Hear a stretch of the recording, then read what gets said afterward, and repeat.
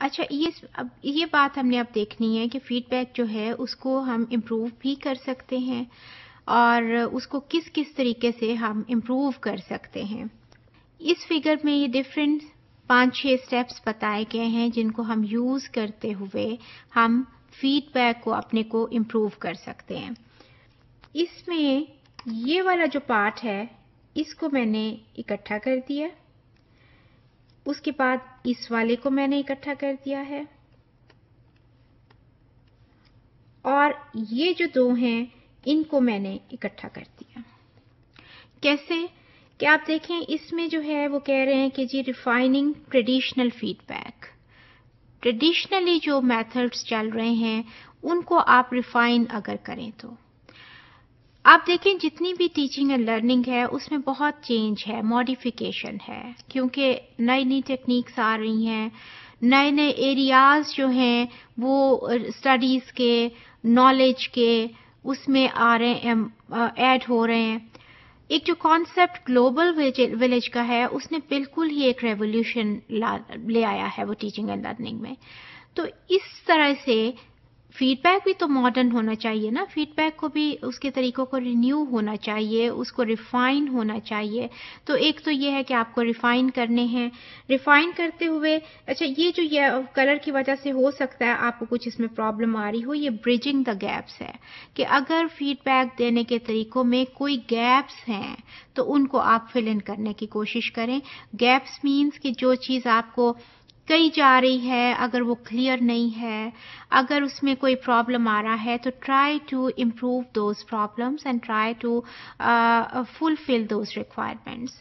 اس کے بعد یہ ہے کہ فیڈ بیک اور ان ساری چیزوں کو کرتے ہوئے آپ کیا کریں کہ فیڈ بیک کی رچ اسائنمنٹس ہونی چاہیے. جیسے پچھلی والی آپ کو امیج اگر آپ کو یاد ہو جو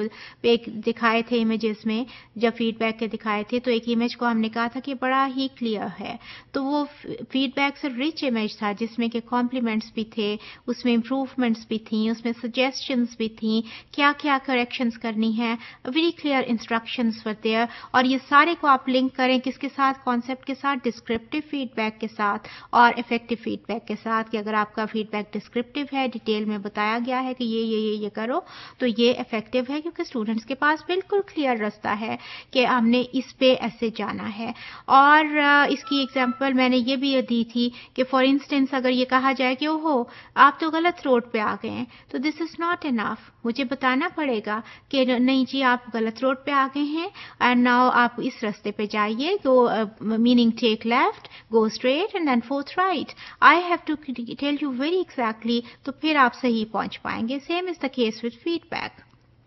تو یہ والے جو سرکل کا پارٹ ہے وہ یہ بات کہہ رہا ہے.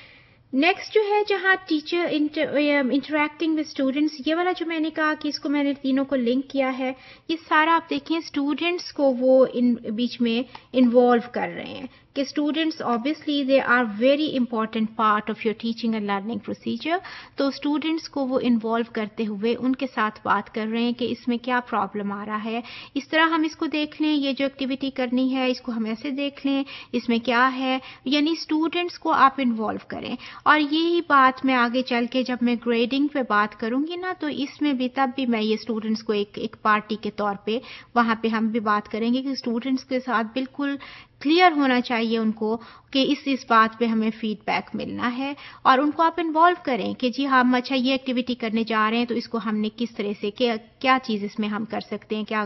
ان کو ایک پارٹی کے طور پہ آپ بیچ میں انوالو کریں، شیئر کریں ان کے ساتھ. آپ یہ سارا پارٹ اس کے ساتھ ریلیٹڈ ہے. اور ان کے اوپر بیس کرتے ہوئے یہ والا جو ہے کہ وہ آپ اپنی ری شیپ کرتے ہیں اپنی فیڈ بیک کے طریقوں کو، اور جو کلاس روم اسیسمنٹ کے ساتھ جو فیڈ بیک ہے کلاس روم اسیسمنٹ سے ہو جائے گا لنک، اور اوپر جو کلاس روم اسیسمنٹ ہے اس نے ریممبر ہم اوپر جا کے آپ کے سلیبس سے اور کریکولم سے اس نے لنک ہونا ہے، اور یہ سارا جو مائکرو لیول پہ ہو رہا ہے اوپر میکرو لیول پہ سارے کو ایک وہ کیا ہونا ہے اوپر جا کے یہ سارے کو مل جانا ہے اس نے. تو ان سارے کو دیکھتے ہوئے ہم یہ کہیں گے کہ ہم اس پہ ان ساری چیزوں کو اگر یوز کریں تو فیڈ بیک بہتر ہو سکتا ہے.